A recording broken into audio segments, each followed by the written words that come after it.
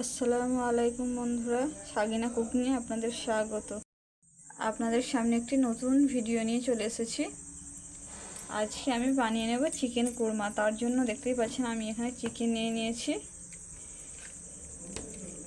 চিকেনটাকে প্রথমে আমি ভালো করে লাল লাল করে ভেজে নেব।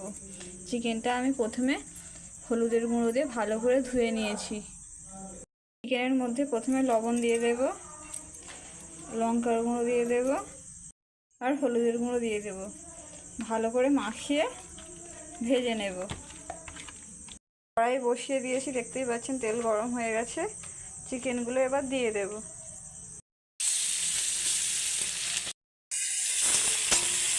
ভালো করে একটু ভেজে নেব, নাহলে ভেতরে সাদা হয়ে থাকবে।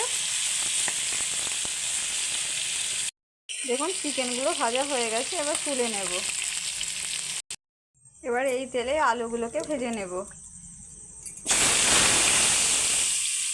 আলুর মধ্যে অল্প লবণ আর অল্প হলুদের গুঁড়ো দিয়ে দেব। হলুদের গুঁড়ো, লবণ, আলুগুলো ভালো করে ভেজে নেব।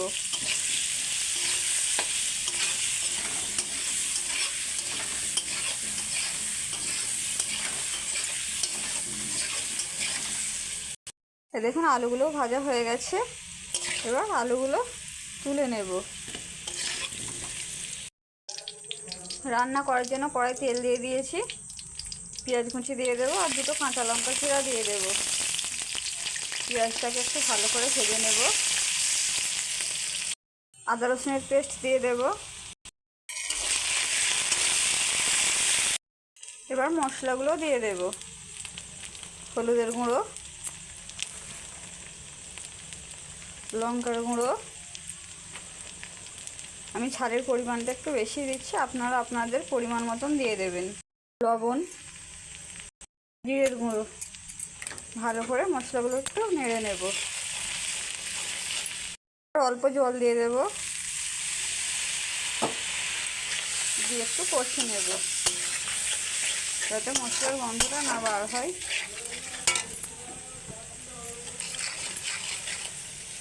এরকম এইভাবে কষে নিয়েছি মশলাটা। এবার চিকেন আর আলুটা দিয়ে দেব।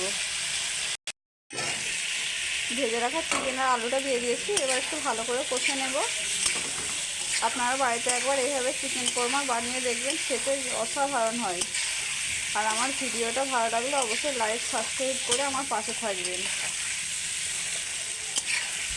আমি সব চিকেনটা নিইনি, আমি অর্ধেক চিকেন নিয়েছি, নিয়ে রান্না করে নিচ্ছি।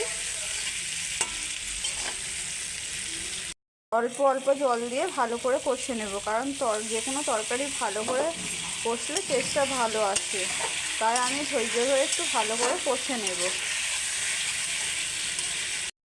এবার সানরাইজের গরম মশলার গুঁড়ো আর মিট মশলার গুঁড়ো দিয়ে দেব।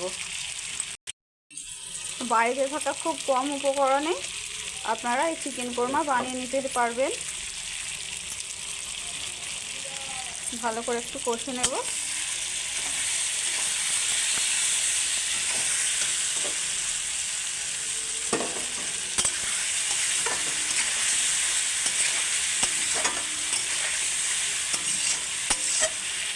ভালো করে কষা হয়ে গেছে, এবার জল দিয়ে দেবো। দেখতেই পাচ্ছেন কালারটা কত সুন্দর এসেছে। এখানে জল দিয়ে দিয়েছি, এবার কিছুক্ষণের জন্য ঢেকে রেখে দেব। এই দেখুন আমার চিকেন আলুর কোরমাটা একদম রেডি হয়ে গেছে। দেখতে কতটা সুন্দর হয়েছে। আশা করছি আপনাদের ভিডিওটা ভালো লেগেছে।